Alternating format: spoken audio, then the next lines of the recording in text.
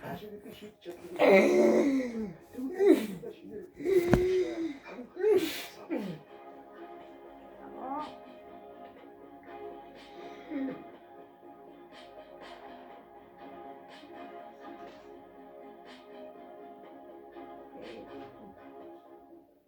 нэгдүгээр сууа хийж хийдэлдэн таны сонсон амьдралын хэмжээс хамаарна юм дэсэн. Юу гэж байна? Хэрвээ та их хүн амтай биш газаргүй бужигнэлсэн хотын амьдралаас зогтож эсэн хэрэг хүн амцсан эртний хэмжээс гараагүй амьдралыг бас хүсэхгүй байгаа бол нийслэл сууа танд тохирно. Бид улс амьдралын өртөг амьдралын чанар хүмүүсийн хайрцаг байдлаараа эдгээр топ байна. Энэ нь бидний бүхний орхихгүйгээр бассан гоцтой хотын амьдралаас залгаж ирсэн хин хүндэт тохиромжтой.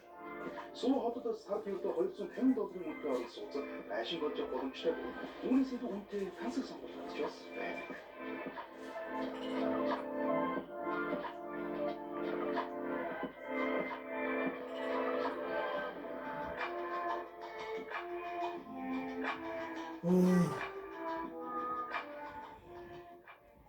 Хоёрдугаарт Florianópolis, Бразил.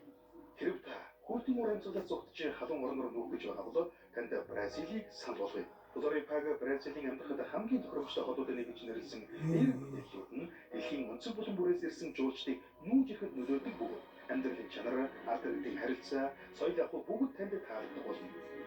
Тус улсуудад дэд бүтэц сайн хөгжсөн бөгөөд олон ажлын байр, боломжууд үргэлж нээлттэй байдаг. Үүнээс гадна ард нь 42 наран шарлагын газартай. Үссэн цагтаа ажиллаж, хаашаач явсан тохирсон цагтаа цагаат лүү очиж, чөлөөт цагаараа аялж далайн иргэнээр наран бие шахахыг хүсдэг хэн бүхэнд Бразилийг яг тохирно.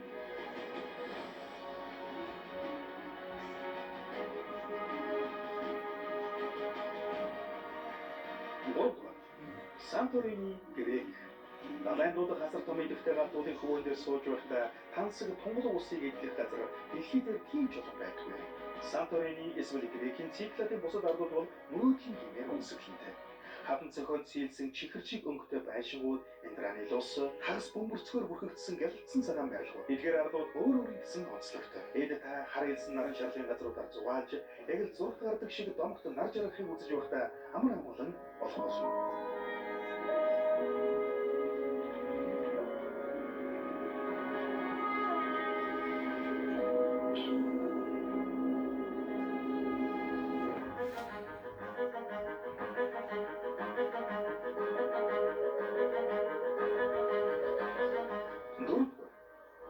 Сан Хуан, Пуэрто Рико.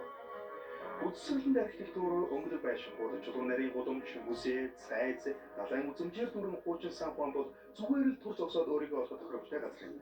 Пуэрто Рикогийн хүмүүс найрсаг, зочломтой, сайхан сэтгэлтэй. Тэд таныг ирэхэд тань өдөртөн чиглүүлж, сууршихад тань туслах бөгөөд хариулах шаардлагатай бүх асуултад хариулахад таатай хүлээж авна.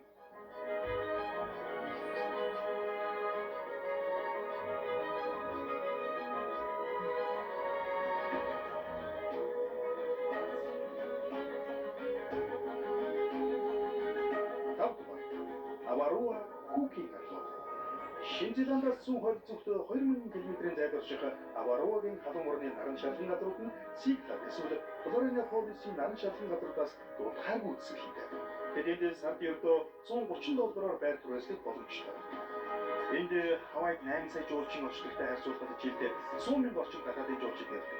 Тиймээс халин ажиллахад удаан тайван алхахад гайхалтай байгалаас таашаал авах зэрэгт тийм ч олон хүн холбож саахгүй. Зорын ганц сануулгах зүйл бол гадаадын иргэд аран дээр үйл хөдлөх хөрөнгө худалдаж авах зөвшөөрдөггүй. Гэхдээ тэд 60 жил хүртэлх түрээслэх боломжтой.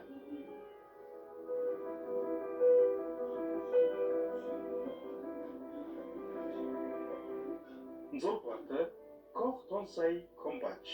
Комбачийн өмнөд хэсэгт орших энэ жижиг арал бол ширэнгэн ой наран шарлагын газруудын жинхэнэ диваажин юм. Эдгээр хүн ам маш бага бол инээдтэй маш бага мөнгөөр байрлах боломжтой. Та далайн иргэн дээр амарч ширэнгэн ой агуулж суудлах цагийг өнгөрөөж болно. Загасчид ердөө $5 шинхэн барьсан загас хавчаар хийсэн амттай хол хийх болно. Мөн бусад далайн гаралтай бүтээгдэхүүн энд $2 илүү хүнтэй байх болно. Соёлын хүмүүс төрүүлсэн 50 газар бол Кох Тонсай.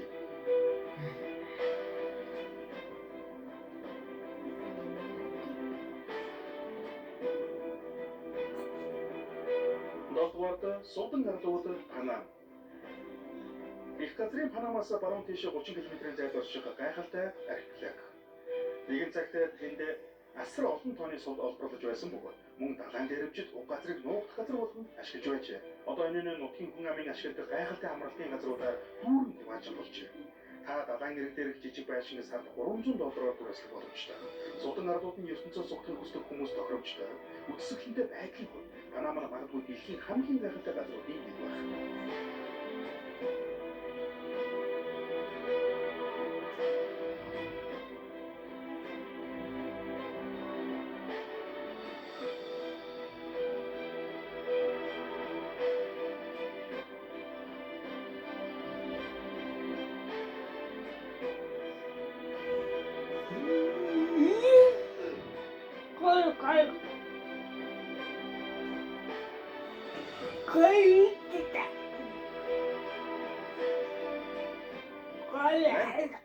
Велико Кирново Волга.